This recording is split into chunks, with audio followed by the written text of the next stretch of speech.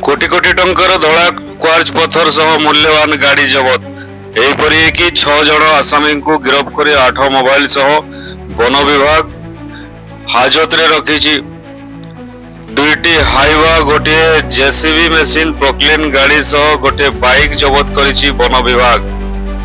मालकानगिरी जिला सीमांत मोटू ठारे आज राति 4टारे मोटू ग्रामवासी और मोटू वन विभाग मिलित उद्यम क्वार्ज पत्थर जबत कर यार मूल्य कोटी कोटी टंका होता है। विशेषकर बाहर देश किंबा अन्यत्र यार चाहिदा अधिक रही है। क्वार्ज पत्थर द्वारा मूल्यवान काच तैयारी सामग्री और काच होता है। सीमांत मोटू चेक पॉइंट ठारे गोटे मात्र रास्ता दे रास्ता रे पुलिस मुतयन रही थांती, किंतु पुलिस यार टेर पाउ नहीं। पुलिस चेक पॉइंट थाई मध्य केमिति कोटी कोटी टंकार मूल्यवान क्वार्ज पत्थर चालान होउची बोली स्थानीय लोक प्रश्न करिसंती। हमकु नवेंबर 7 रे गुटे इंटेलिजेंस थिला कि रिजर्व फॉरेस्ट भीतर इलीगल माइंस हबार प्रोबेबिलिटी अछि। से अनुसार हम स्टाफ डिप्लॉय करथिलु।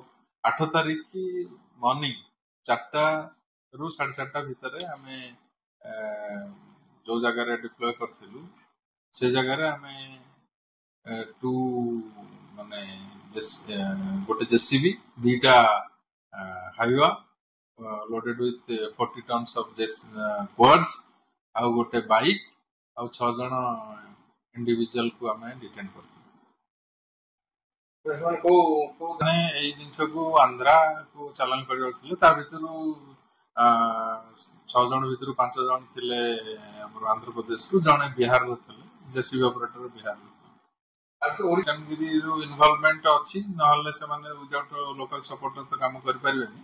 तो हमें से दिगटा को भी एबे अनुसंधान करूछु ता वेरी सून हमें आइडेंटिफाई करके ताको भी कस्टडी नबो।